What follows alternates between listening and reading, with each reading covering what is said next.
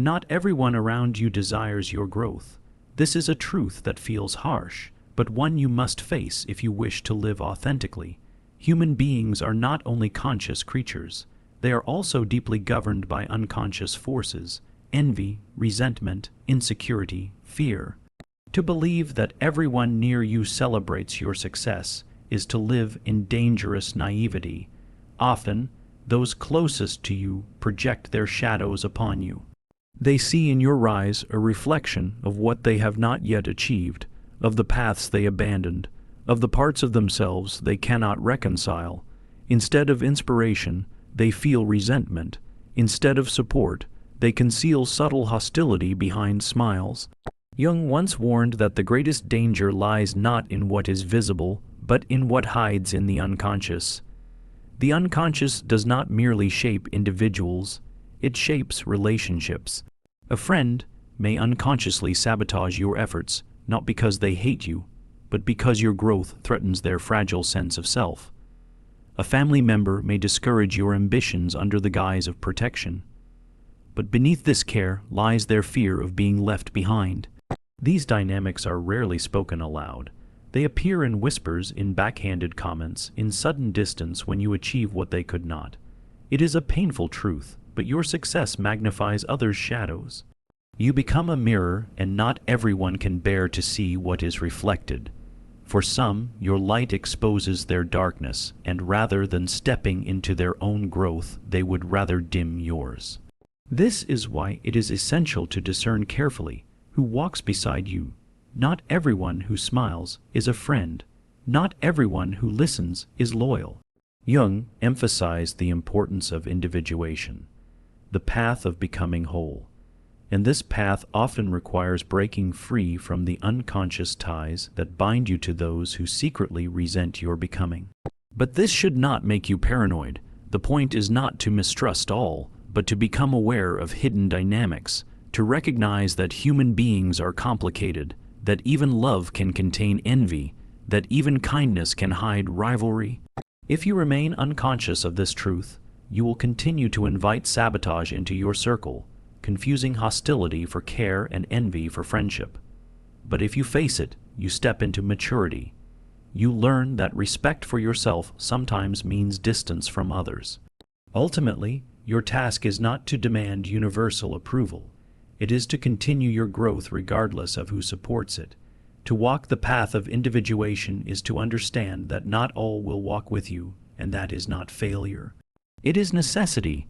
The further you go, the smaller the circle becomes, until those who remain are not those who envy your success, but those who can bear it without fear. Your success is never simply yours. It does not exist in a vacuum, untouched by the eyes and hearts of those around you. When you rise, when you achieve, when you step closer to the person you were meant to become, you do not only encounter your own transformation, you awaken something in others. Sometimes admiration, sometimes joy, but more often than people admit, resentment. Why? Because your success becomes a mirror. It reflects back to others what they could have been, what they abandoned, what they feared to pursue. And for many, this reflection is unbearable. Human beings carry within them not only their conscious desires, but also countless buried regrets and repressed dreams. They see in you the courage they did not embody, the risks they refused to take, the persistence they abandoned too soon. Instead of confronting these painful truths, the unconscious finds a simpler outlet: to project envy onto you. Your growth, which should be celebrated, becomes a threat to the fragile image they hold of themselves.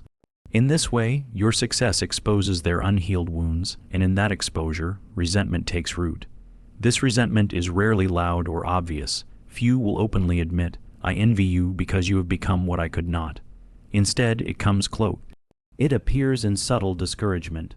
"Are you sure this path is for you?" It arrives in backhanded praise. "Your lucky things just worked out for you." It hides behind concern. "Don't you think you're overreaching?" But beneath these words lies a silent voice whispering, "If you succeed, what does that say about me?"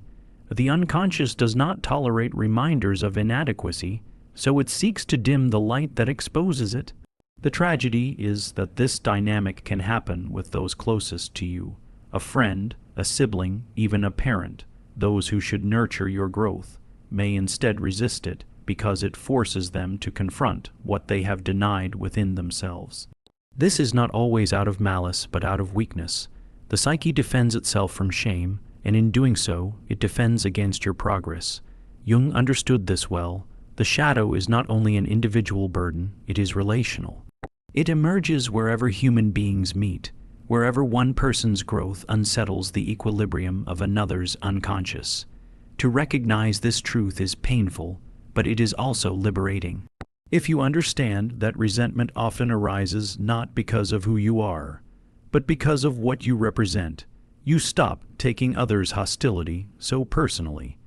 You begin to see envy for what it is, an unhealed wound projected outward, and you stop wasting your energy trying to win approval from those who are not capable of giving it.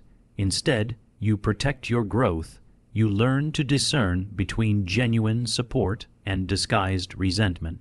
You learn to stand firm in your becoming, even if your light blinds others. For in the end, your success is not only your achievement, it is also your test. It asks whether you will dim yourself to soothe the wounds of others, or whether you will continue to grow, even when that growth awakens envy. The answer to this question determines whether you remain bound by the unconscious projections of others, or whether you step fully into the life that is truly yours. The danger of success lies not only in what it awakens in others, but also in what it awakens in you. The temptation to seek validation from those who cannot or will not give it. When you accomplish something, a part of you wants acknowledgement, recognition, applause. This desire is natural. It comes from the human need to belong, to be seen. Yet when you tie your sense of worth to the approval of others, you hand over your power. You become a prisoner of their perception. And in doing so, you weaken the very foundation that carried you to success in the first place, your own inner conviction. Carl Jung understood that the individual's task is individuation, to become whole, to live from the center of the self rather than the fragile mask of the persona. The persona craves approval. It is built from the expectations of society, the demands of family, the standards of culture. It says, if others applaud me, I am valuable. If they reject me, I am nothing.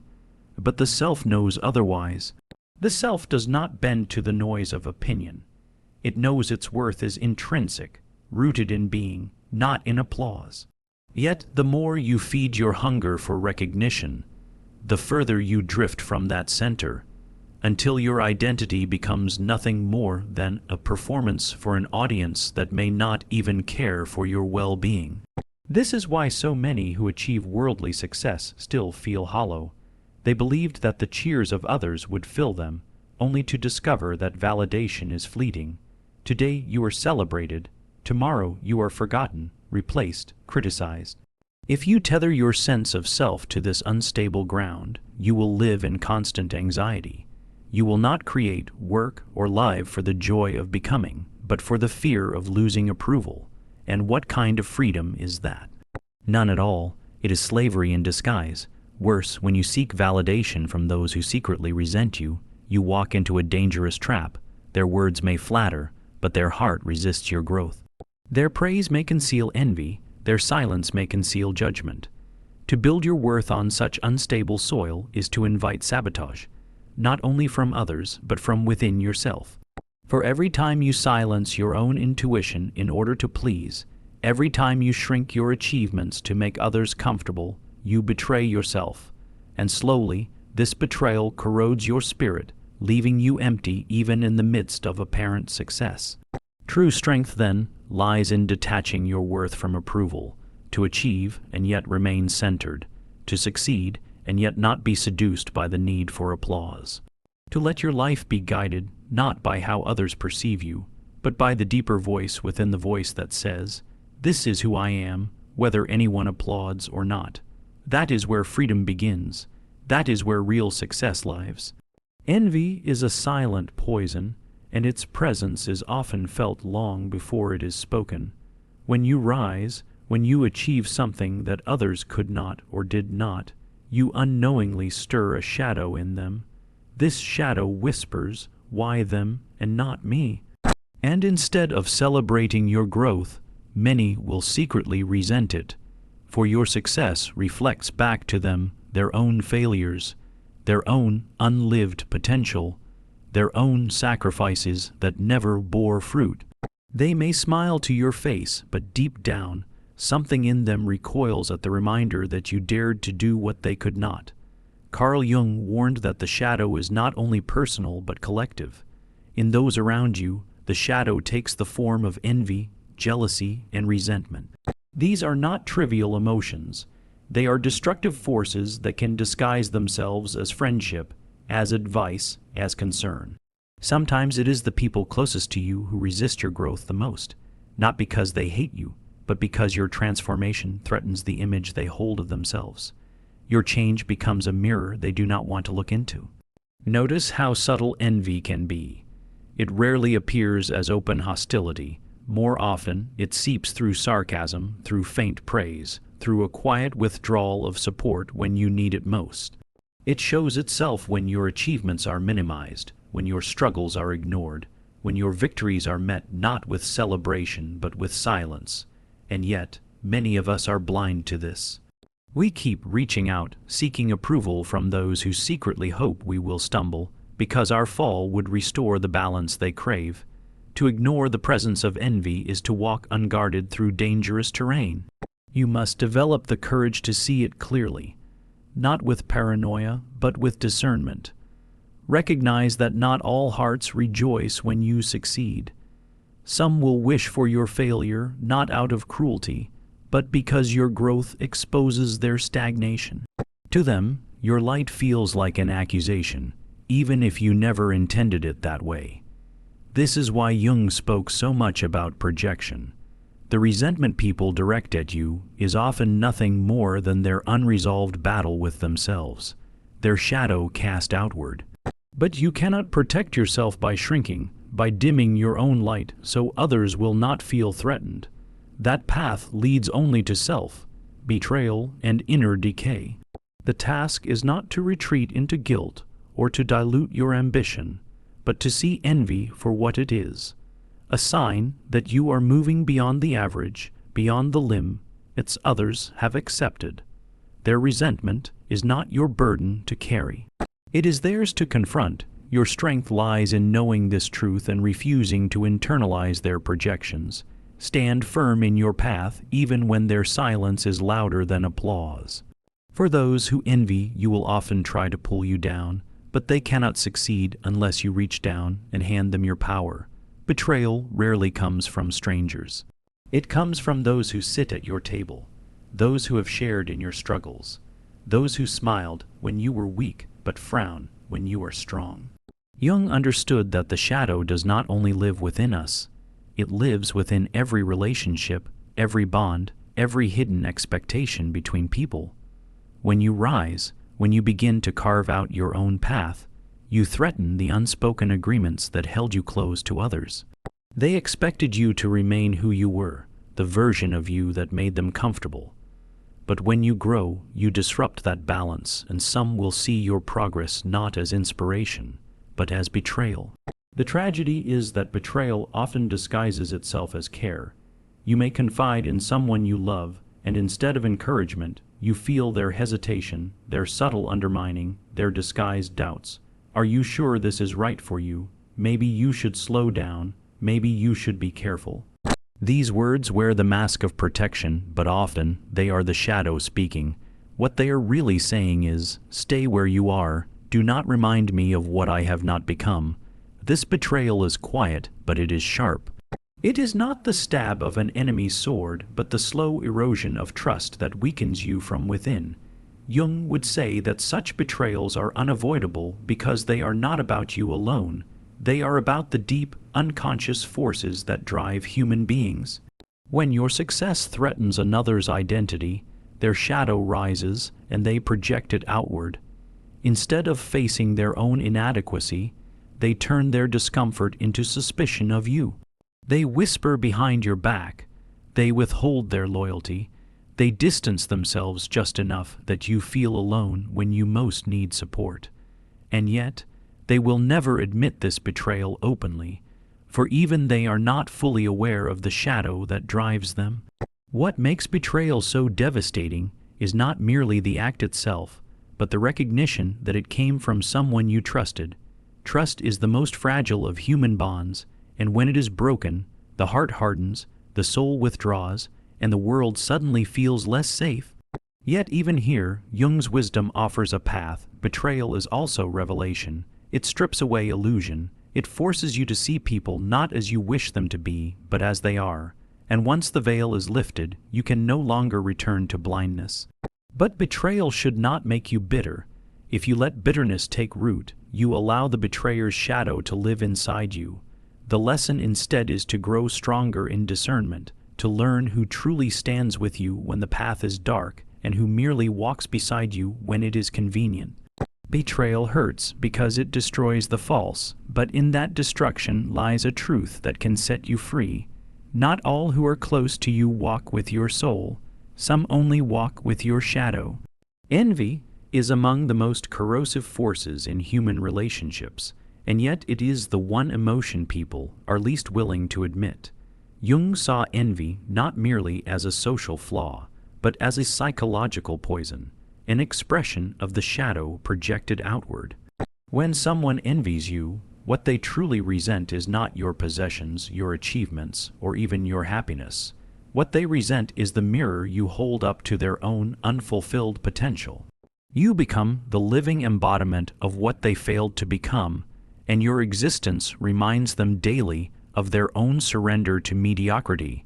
Thus, envy is never about you.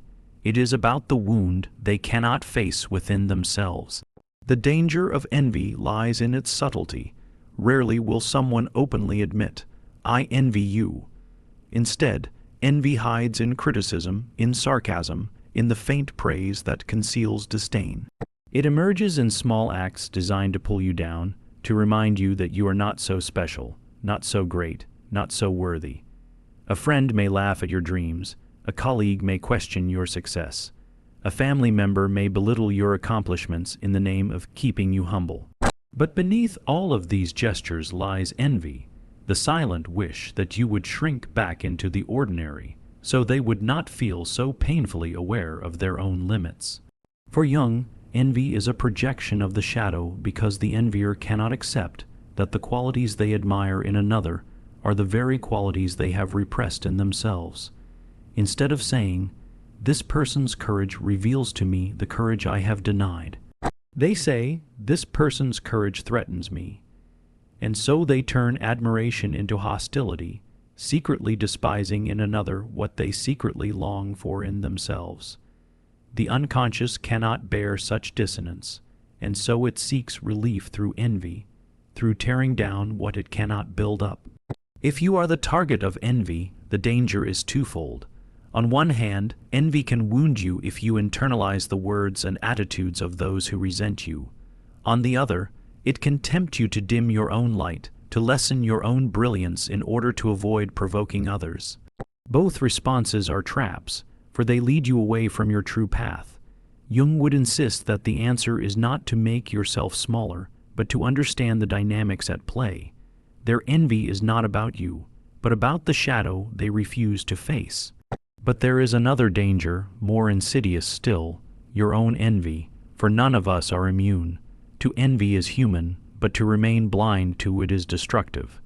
If you find yourself resenting another's success, it is a signal that you have neglected something within yourself. Their life is not your enemy, but your teacher. It reveals to you what you secretly crave, what you have silenced, what you must awaken.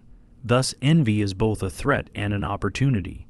It is a poison when left unexamined, but it becomes medicine when brought into consciousness.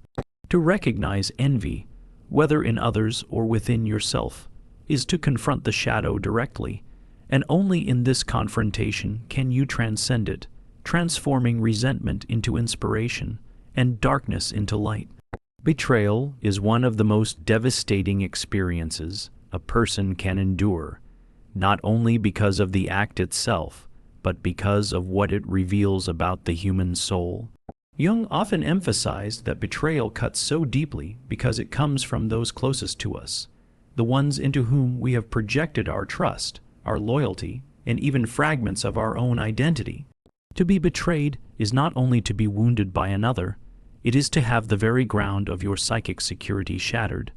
It is a rupture in the symbolic fabric that holds relationships together, a tearing of the invisible threads of faith that bind human beings. The betrayal of those near us does not occur in a vacuum. It is usually born of shadow, envy, resentment, unacknowledged desires, or the unconscious compulsion of another to sabotage what they cannot attain. When someone betrays you, they reveal not only their choice, but also the depths of their inner conflict.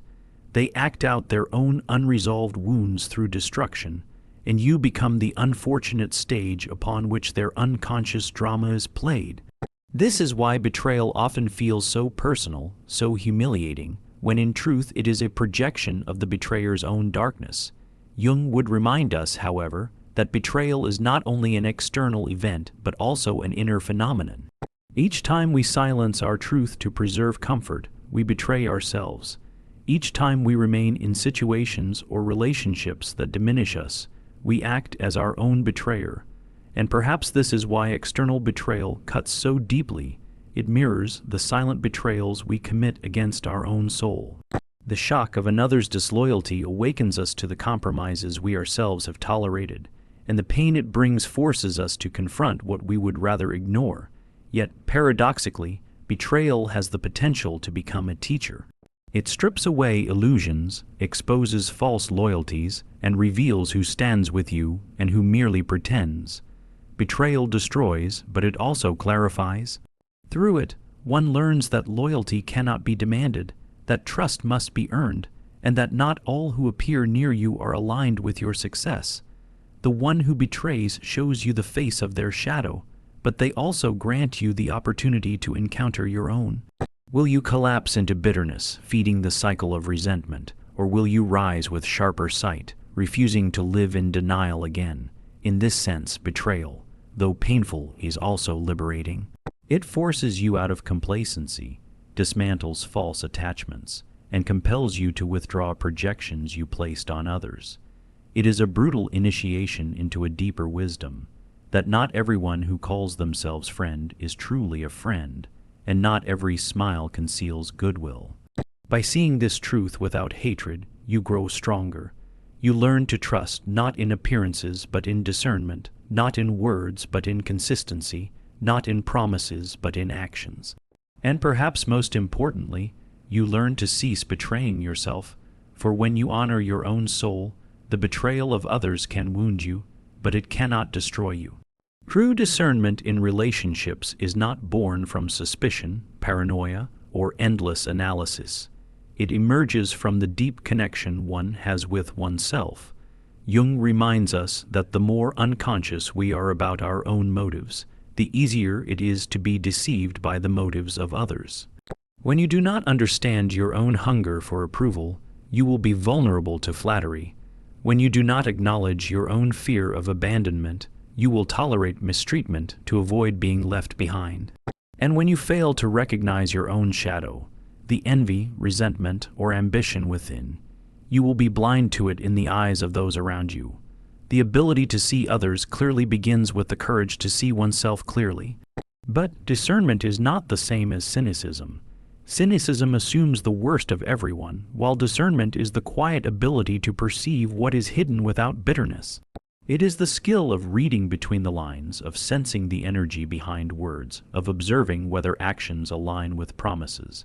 It is subtle and it cannot be forced. Discernment grows naturally in the soil of self-awareness. As you shed your illusions about yourself, the illusions about others lose their power over you.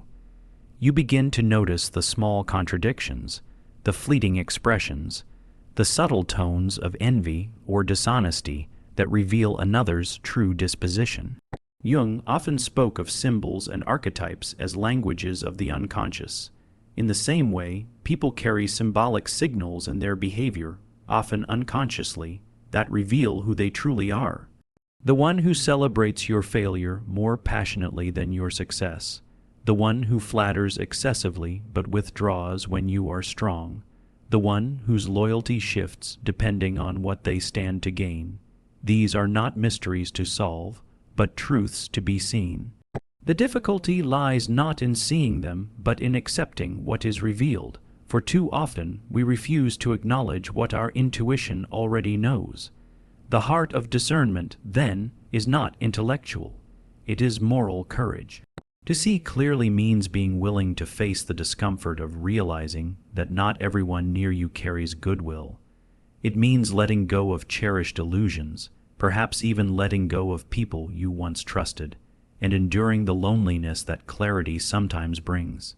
Yet, without this courage, one remains in bondage to deceit, endlessly wounded by betrayals that could have been anticipated had one trusted their own perception. Discernment is therefore both a protection and a liberation. It protects you from those who would sabotage you under the guise of friendship, but it also liberates you from the endless cycle of projection, disappointment, and betrayal. By seeing people as they are, not as you wish them to be, you align yourself with reality. And when you live aligned with reality, your strength grows. You are no longer deceived by false allies, nor destroyed by hidden enemies. Instead, you walk forward with clarity, surrounded not by many, but by a few whose loyalty is genuine, whose presence strengthens rather than diminishes, and whose success is not threatened by your own.